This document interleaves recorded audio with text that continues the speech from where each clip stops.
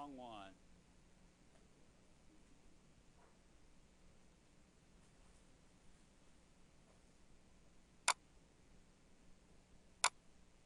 Right one. Okay, so now once we have sort of defined atoms and we put them together to make molecules, and then we made them into really big molecules like starch and glycogen and cellulose for carbohydrates, and in proteins, long combination of amino acid to amino acid to amino acid. And then we had nucleic acids, which were DNA and RNA, which are just long chains of nucleotide bonded to nucleotide. So we have all the components, and then we're kind of putting that together in order to make the cell. And then we have to see how things get into and out of cells. And then we have to begin to see how the cell has the ability to stay alive. What does it do in order to be a living unit? Which is really, I enjoy that chapter. It's chapter 6 and chapter 7, how cells stay alive. I think, man, if there's anything you could possibly get out of biology that would be the most fun, it's to have some understanding of how life is actually living, because nothing else is, just living things, And they all work the same way is the cool thing. They all pretty much do the same stuff. And so once you have an idea how that works, then it's like, I know how things live, Everything on Earth, I know how it lives. It stays alive, and I think that is the best possible thing that I could give to a human being. So I love that part. Most students are not real fond of it because there's several reactions that happen, and we just go through all these reactions. But I try to break it down into where it's in a simple form to where I think anybody can possibly understand it. But I also understand at the same time that I've been doing this quite a while. So, maybe I don't break it into something that's simplistic for people. I'm not really sure.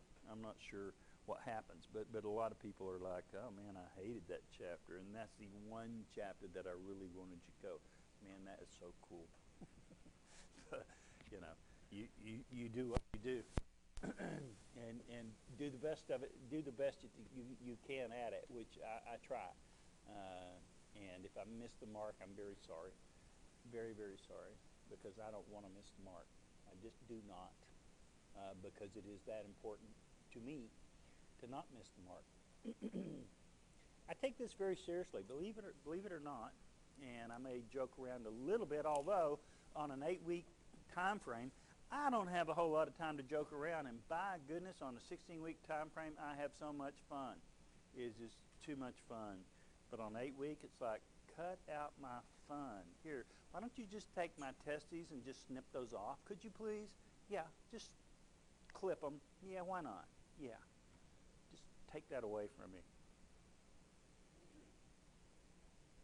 That's almost as bad as it feels. Although I've never had that done.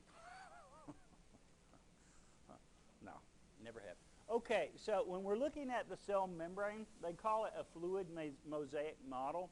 So let's just pretend, of course, that what we're looking at is the cell right here. But let's just look down on top of the cell, the membrane itself. So let's do this. And what we have is a double layer of phospholipids. So we have the heads with the tails directed to the interior. Here's a head with the tails directed to the interior. Head with 2 tails. Head, those are phospholipids. Heads with 2 tails. And you'll see this a lot. Head with 2 tails. And head with 2 tails. And head with 2 tails.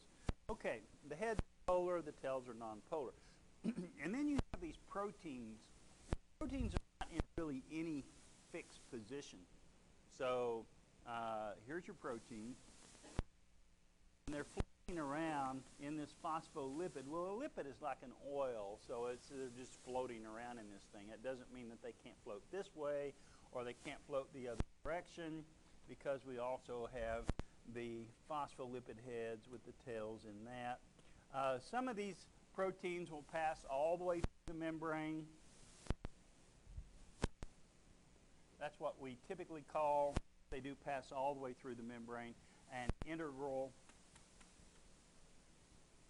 that's a G, integral protein. And sometimes they don't. Sometimes they're just surface proteins. And when you say surface protein, well, you're thinking like a surface like that. They could be, or they could be an internal surface like this. Well, most of those actually that are internal surface proteins, these are going to be enzymes. So they're going to catalyze or speed up a reaction. So things can go in there and have a reaction and then be released. You may have a large thing go into it, and when it comes out, it's two small things. That means you've got a degradation reaction, broken it down, degradation type reaction. And sometimes it could work the reverse. Instead of things, you could take two small things, and they go in here, and then when they come out, they're put together into a larger thing. So we have had a synthesis reaction take place. So we'll get into those. So sometimes you can put things together. Sometimes you can break things apart. Sometimes enzymes are reversible depending on what the cell actually needs. If the cell needs down this large substance, the reaction will proceed, say, to the right. You would go this direction and break it down into two small units. Or if the cell needs to have some of the larger component, it would take two small components and it would go in and it would put those together to make a larger component. That would be a reversible enzyme. Not all enzymes are reversible, but many of them are. So once again, you can see that you've got these proteins which are in red, and they basically just kind of float around within the blue phospholipid bilayer. It has two layers of phospholipid. And there are some other components to the plasma membrane, but those two make up the largest percentage of what we have. In terms of number, the phospholipid portion, that would be about 45%. We say about, approximately. I use a little squiggle for approximately because it's a word and I don't spell it. And then the red, those would be the proteins. So integral, and they pass all. Just surface proteins, whether they're internal, like the enzyme is an internal surface protein, or external, like this one here is an external surface protein. Those are called peripheral.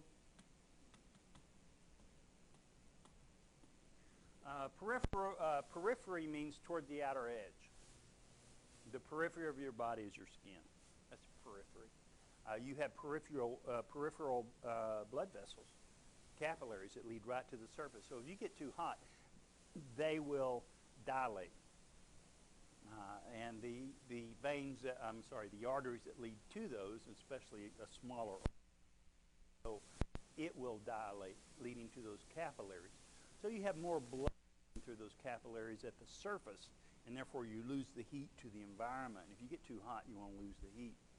If you've ever had a fever, we've all had a fever. You go look in the mirror, you go, my face is really red, and I don't feel so good. But the arterioles, you can change the diameter on those. Those will dilate and send more blood to the surface of your skin. So you lose that. And if you lose enough heat, then of course what happens is the outer part of your body is going to be hot, and the inner core inside the body will be the temperature it's supposed to be, which is 98.6 degrees Fahrenheit, 37 degrees Celsius, same thing. But your body inner core will be what it's supposed to be. The outer portion will be warmer. It's that difference in warmer on the outside and cooler on the inside that gives you the chills that you feel. You feel like you're cold. You're like, okay, I feel cold. Why should I feel cold? My body's burning up, but I feel cold. It's the difference in temperature, because you got cooler temperature inside, warmer temperature outside. That difference will make you feel cold. So you have chills, and then there are times when you're releasing heat that you feel hot. Chills, and then you release the heat, you feel hot, and then you go back to chills. you release the heat, so the outer surface of your body is more the same temperature as the internal, the core of your body. So at those periods, because you're releasing all that heat, you feel hot. But then when the warming it back up again, you'd think, well, that's when you'd feel hot. No, because you have a difference in temperature from the core to the external. That's when you have a difference in temperature. But once that heat is being released, the external temperature is more like the internal core temperature, so that's when you feel hot. Anyway, but it's just different. To put that in physical terms, where people go, okay, so that's why I have chills and fever and chills and fever. That's what's going on. But so peripheries towards the exterior of whatever, this tabletop, the top of, that's a periphery. If we wanted to do a chainsaw and go right through it, which we can do, I can do, or what'd I say, chainsaw? Chainsaw, I can take this building down. Give me a big enough chainsaw, which I own a big enough chainsaw. I started out at one point in my life, I bought a huge parcel of land. It wasn't huge, but anyway, it had so many acres on it. And I was determined to trim every tree on it, oak trees. And so I bought a chainsaw. And then I went, oh, that isn't big enough. So I went and bought the next bigger size. And I was like, that isn't big enough. I really need a big one. So I went and bought the next bigger size. And finally I went, screw this. I'm getting the biggest mama jama out there. I bought this chainsaw that could take down could take down forests. Anyway, just almost cut my leg off one time. Seriously. The blade was still running and I put it down, and instead of it going to the side, it went right here and right like that. I've got a scar, but it healed up pretty nicely, actually. Anyway, so I wrapped actually this is a true story, instead of stopping and going, okay, that's going to like I'll bleed to death, because that's a big, huge chunk of skin I've just destroyed. So I need to go to an emergency room and have them sew that up. I had like this towel, like a kitchen towel. I just tied it around there and tied it real tight and just kept right on working.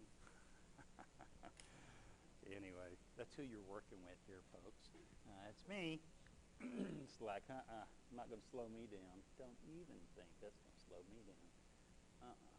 All right, so job to do, whatever it takes, I will get it done, and I'm done. Property sold very quickly because it looked really good. Okay, anyway, back to this. So periphery, I'm just basically trying to describe what that was. Outer edge.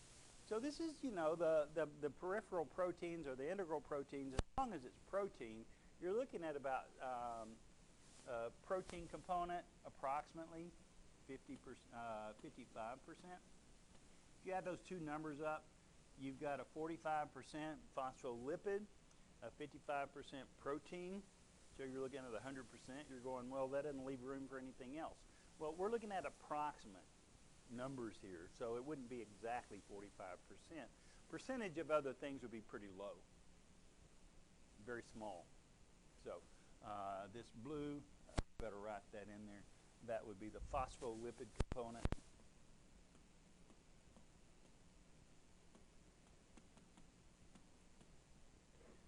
And then, of course, the 45% would be the protein component on that. So, and again, the reason they're going to call this thing a fluid mosaic model is because the proteins can just float around in that lipid layer. So if I take my finger and I go like this across my hand, all those proteins are just going like that because I'm moving them. So I'm doing this, they're just all going like that. I love to think about that. Proteins are all freak now. Not that they know what freak is, but they can do that. All right. So now we're looking at how things get in and out of cells. Some molecules are small enough that the plasma membrane is not going to serve as a barrier whatsoever to those molecules. So things like carbon dioxide, you don't want a barrier to that. Your cells all produce CO2. They're manufacturing that. That is a waste product, and you better get rid of it. The problem with CO2, if you don't get rid of it, and it goes into your blood, will combine with water in your blood, and it forms this stuff right here, H2CO3. This is called carbonic acid.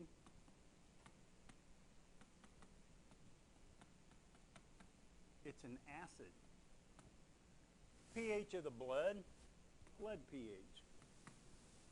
BLD, blood. pH has a range, 7.0 to 7.8.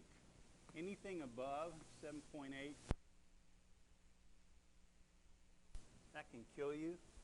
Can be deadly. Anything below 7.0, which is neutral, can kill you. It's called acidosis.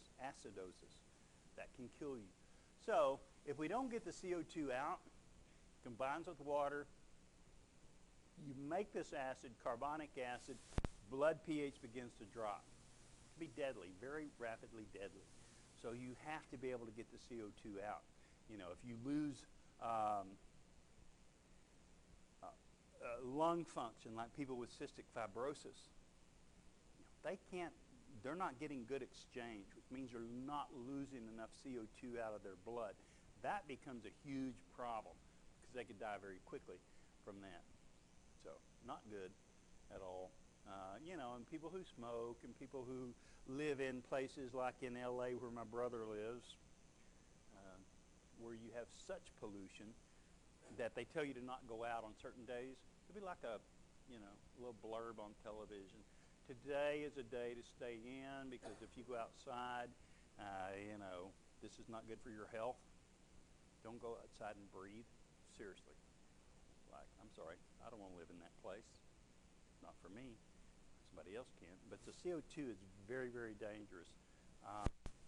Anyway, so we need to be able to get the oxygen in. You'll see eventually that oxygen is absolutely necessary to produce energy. That's what we use it for. And it's electronegative. That's why we use oxygen. The CO2 is just a byproduct. It's a waste of that whole process. And we'll see that too. So, but you know, we've got to be able to have exchanges of those two, and we don't want any barrier to that whatsoever. If you'll notice on this particular slide, what you're working with, these gray things, those represent the heads, and then you get these long chain fatty acids in here, 2 of those. So you have a layer on that side, and you have a layer on this side. You have a head with the long chain fatty acids. And if you remember, hopefully, that on the head region of the phospholipid, the outermost portion of that is positive and the innermost portion of that head is negative. So they are polar. So this is polar. The long chain fatty acids are nonpolar, so this is positive here and it's negative there. All right. So that's what's going on. So, you know, outside the cell you have water, which is polar. We've talked a lot about that. Partially negative towards the oxygen end, partially positive toward the hydrogen end. And inside the cell we also have water. So the oxygen is partially negative because of the electronegativity of the oxygen, and the hydrogens are partially positive. So the head regions will dissolve in the water. The nonpolar regions, which are the fatty acid tails, which would be these 2 here and these 2 here, they tend to direct away from the water. They're nonpolar. They're not going to dissolve with it whatsoever. They are nonpolar. Most fats are nonpolar, except a phospholipid, and it has a polar region, that's called the head, and a nonpolar region, which of course would be the tail. The tail wants to get away from the water because it won't dissolve with it. The head doesn't mind the water. It's polar, just like water. So it will dissolve. So, you know, we basically, you know, that's your major component. And I do know that, of course, you know, the protein makes up a larger component, a 55% component. But that would be necessary because without that 55% protein, if you had like all phospholipid, you would basically be an oil for the most part. Well, we couldn't exist. Wouldn't be any way. You've got to have a solid material in there that you have more solid than you do liquid. The phospholipid is a liquid component. The protein is a solid component. So you have to have more solid than you do liquid. So you have to have a larger protein component, which is the 55%, and a smaller phospholipid component, which would be a 45%. So anyway, that's a diffusion. Diffusion is something that moves actually from where you have a high concentration to a lower concentration. So, you know, atmosphere, just general atmosphere, ATM, atmospheric concentration of O2, of oxygen, that's actually somewhere in the neighborhood of 21%. Pretty high. Your oxygen concentration in your body will never get anywhere close to that. It won't be 21% oxygen, you'd float. Not really. Be like a balloon. Yeah, not really. But that would be helium that I would actually, you know, just rising, you know, float around and start like letting the helium out some way. So it's floated to different elevation. True story. You ever heard of the Darwin Awards? Darwin Awards, you've heard the Darwin Awards, cool. Darwin Awards are these awards that they give out to people who have done some things that were so incredibly stupid that they really they haven't evolved enough to really be called human beings. They've done such stupid things that they really shouldn't. They haven't evidently evolved far enough that they would be referred to as human. So these people do really, really stupid things. One year, the man that won the Darwin Award was this guy who was sitting in it's just one of those lawn chairs, with kind of have the weave pattern on it, just aluminum frame, that kind of deal. And he had a six-pack, and he had enough balloons tied to his lawn chair and kept filling up more helium balloons to where, what he wanted to do was just kind of rise. And he had something like a weight of some sort that he was tethered to, so that he wouldn't automatically rise. But he wanted to float a little bit, which I understand. That could be cool. But he filled up so many helium balloons that when he turned loose of his weight, he shot up like, 10,000 feet into the air, just way up there. And there were planes that were flying, like around him going, Buddy Bob, we've got a control center, we've got a problem here. So man up here with balloons, evidently helium balloons, and he's got a six-pack. And he was so afraid to pop the balloons, because then he could just go plummeting to the ground. I'm not really sure how that story ended, but it was pretty funny. You should follow the Darwin Awards. That's been one of my favorite over the years, the Darwin Award. Pardon?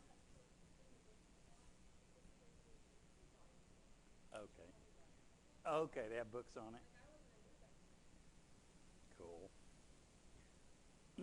That's excellent. But yeah, no, those are just people who do such incredibly stupid things. But someday I may be in there. Become so senile that I do something so incredibly stupid that I get put in the Darwin Award, book. I would be very embarrassed. It'd be very embarrassing. Okay, so what we're saying is, your atmosphere has a 21% oxygen, and inside the body, you're not going to have anywhere close to that. So you always have oxygen moving in. That's always going to be the problem. And the concentration of carbon dioxide in the atmosphere, it's ATM, atmosphere. I don't really know what that is, but it's going to be very, very low concentration. Let's say it's a 0.05%. I'm making that up. Understand that really isn't a number I've ever bothered to look up. But what you have inside the body, let's say, is a 1% CO2.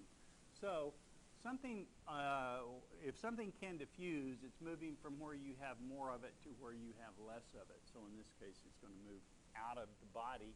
And in this case, we don't have anywhere near a 21% oxygen concentration inside. So let's go ahead and give that a 0.05% O2 inside the body.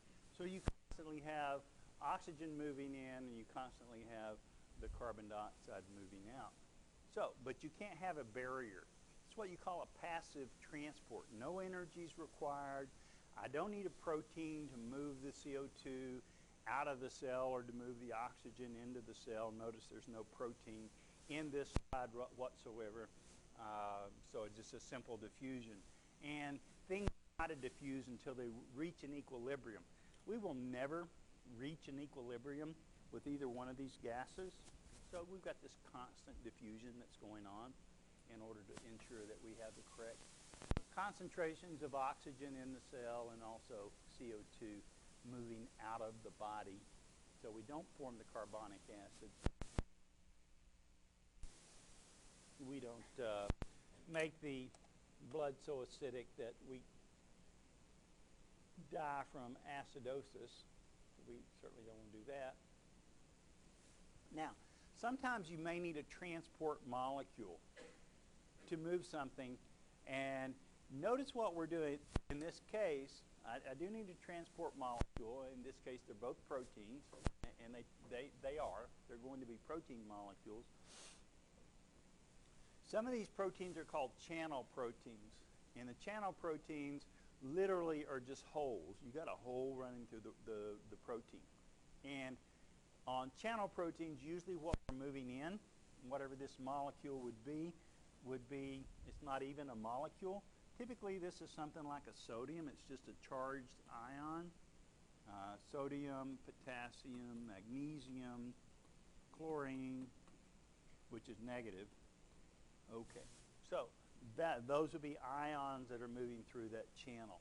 So that's typically what your channel proteins are used for.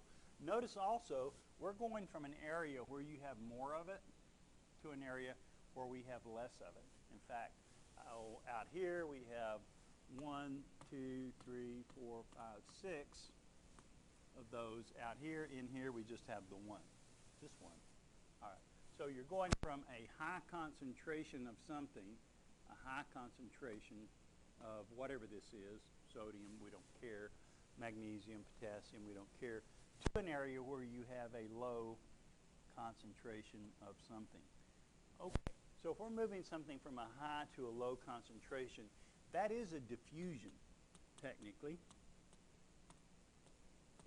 from high to low concentration, and that's called down the concentration gradient. So you're moving something from high concentration to low concentration, basically kind of like moving downhill from high concentration to low concentration.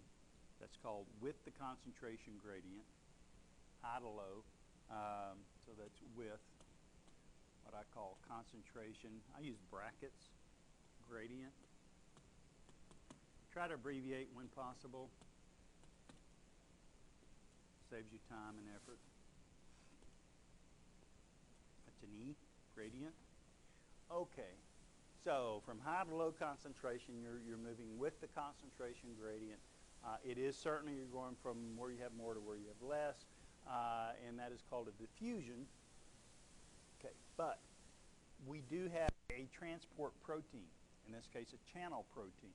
So if you need a carrier, if you need something to help move that across, technically this is what you call a facilitated transport, means to help.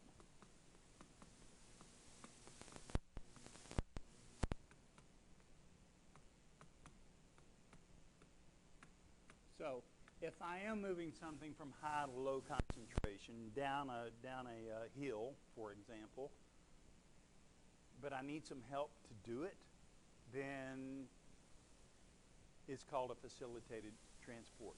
It's also a passive process, just like diffusion. I don't need energy to do this. No energy is required. So it's totally passive. So high to low concentration. Technically, we will not call this a diffusion. because it does need a protein to help do this. And so that is what we call a facilitated transport, if you need some help. A facilitator, someone who helps.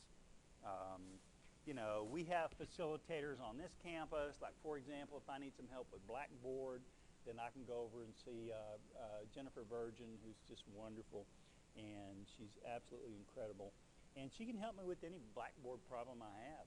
You know, if I'm having problems with other things, you know, there are people I go see and go, okay, I don't really know what's going wrong here. This thing should work like I think I know how to work it, but evidently I don't. And people help you on this campus. There are people, their job is to help you. And that makes it so much easier, really nice. You know, and I'm a facilitator. If you don't understand something, you should come to me. Or if you don't understand something, go see Nick at the Student Success Center. He's helpful. You know, or speak to one of these people in class. I think most anyone in this class would be glad to help someone else if they don't feel like they're understanding what's going on. You know, people are typically very helpful if they're doing very well, and people are not doing as well. You know, if you just go, hey, you know, I don't get this as so much. You know, would you mind helping me a little bit? You know, maybe 20 minutes before class, go over some stuff. People are helpful, and we all want to succeed, and I think really you're not in this alone by any stretch when it comes to the college, but I don't think you're in this alone when it comes to the other students either. I think they're pulling for you as well. So, you know, and I know that happens a lot because I've done that myself, you know, in times past. And I still do it. You know, I need some help. So, you know, if I'm not sure how to wire a ceiling fan, I want to put up a ceiling fan, you know, I call somebody, hey, you know how to put up a ceiling fan? Sure, yeah, I'll be right over. You know, it's how the world works. Unless they don't know how to do it, they're like, yeah, I don't really have time. Good luck with that. I don't know. Anyway. Okay, so that's a facilitated transport. You do move something from high to low concentration, down the concentration gradient. It doesn't require any energy to do it. You do need something to help you, like a protein to help you. So it is, you got some help, facilitated. It is facilitated. Now on this other protein that they're showing you here, this one is called an active transport. And on an active transport, not only do you need protein, so, and notice what we're doing. We're moving something where we have little of it. I only have one of those red spheres, and out here I have 4 of them. So I'm moving something from a low concentration to a high concentration. Well, let's go back to our heel. So if I'm going from something low to something high, I'm going to have to move uphill. It's an uphill battle. You know, if I want an automobile to go uphill, obviously you got to give it more gas to get there. You got to give it some energy to make that happen. Would you rather go climb up a hill or down a hill? Most of us down a hill. A lot easier to get down it than it is to go up it. You know, you spend a lot more energy trying to get up the hill than it is come down the hill. Especially when you're falling and rolling, that kind of thing. It's really very simple at that point. Anyway, so this is going from a low concentration to a high concentration. We'll put it in brackets. Low concentration to high concentration. So this is what active transport is. This is from, again, a low concentration to a high concentration. But you also need a protein to help you. And not only that, but you need some energy. You better apply some gas plus some ATP. So you're going against the gradient. You're going from where you have little of it to where you already have more of it. It's against the gradient. This would be like transporting calcium into your bone. You know, if you eat, I'm a cheese freak. I love to eat cheese, different kinds of cheeses. I love cheese. I do not like milk, but I do love cheese. Okay, but cheese has a lot of calcium in it. And so we have mechanisms, particularly when you're growing, and some of you are, if you're a male and you're not 21 years old, you're not fully grown physically yet, and that typically ends about 21. So, you know, if you're eating something that has calcium in it or drinking something that has calcium in it, this is exactly what's going on. You're taking what little bit of calcium you just put in your body and you're moving it into the bone. Well, the bone's already packed full of calcium. So you're going from low concentration of calcium, which is in your blood, because you just put it there. You drank the milk or ate the cheese or whatever, and low concentration of calcium in your blood, and you're pulling it into your bone so you can have bone growth and make the bone stronger and greater in diameter to give them some strength and so forth. So, you know, that's against the gradient from low concentration to high concentration. But you also need a carrier. You need a protein to help with that, which that sounds like facilitated diffusion, but you're going gradient from low to high concentration. So it's kind of like facilitated diffusion, except you're going against the gradient. But not only that, you got to have some energy to do it because you are against the gradient from low concentration to high concentration. Very much like running up a hill or climbing up a hill or driving up a hill or, I don't know, different things you can associate that with. But that's an active transport. We do a lot of that. And some cells require things that other cells just do not require. So that's sometimes require an active transport to make that happen. Okay, and I did say sometimes you do have these proteins. Now this is an integral protein that passes all the way through the membrane, and sometimes they don't. I showed you one that didn't pass all the way through a membrane, but then it does have active sites for molecules to enter, and so really this is a two-step reaction. My little triangle goes into the first enzyme, and then it becomes a ball, that's a red ball, and then it moves into the second enzyme, and then when the second enzyme does whatever it needs to do, it releases it, and it becomes the green box, tubercle. Okay, so it took two enzymatic reactions in order to get to my product. I finally end up with my product. This happens to be enzyme that is actually two different enzymes that are embedded in this membrane. And a lot of enzymes are embedded in the membrane. So that's just showing that type of reaction. You know, we're looking at what the proteins can do in the cell. I think I missed one. There's one right here. You know, they can also attach to things outside of the cell. We have what's called an extracellular matrix.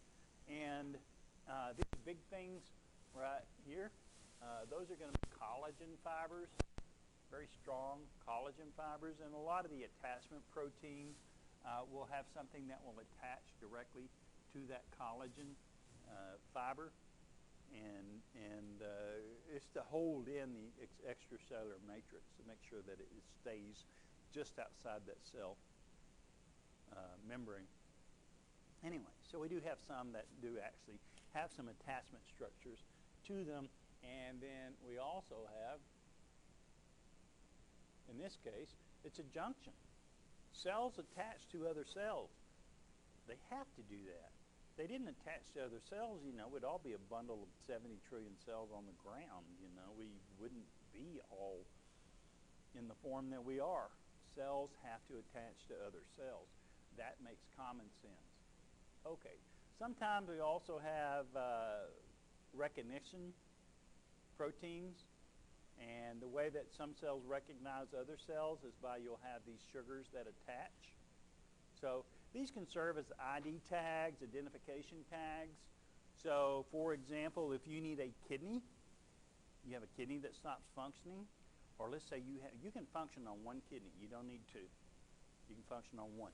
But let's say both of them stop functioning. Well, you better get a kidney really fast because you can't survive. You go into you're on dialysis, and that is not a pretty thing, but you need a kidney donor. And if you just randomly get a kidney off someone, then the probability that that sugar complex tag right there will match your kidney will be very slim. But if you get your kidney from your brother or your sister, the identification tags will most likely be very similar, and you will not reject the kidney. So, it's always good to get a donor, someone who's a close relative. The closest relative you have will be a brother or sister. And then your other close relative, the one more distant from that, though, which isn't as close, would be a mother or a father. And then you have to go to aunts and uncles, and like that. But the further away you get from your brother and your sister, those are your closest relatives, even though you may not be close to them. It's a good idea to develop a relationship with them, or you could be in a pretty sad situation. Okay, so we'll stop there. We kind of got to a lot of this explanation we've already discussed. So we'll load that puppy up. I made the prelim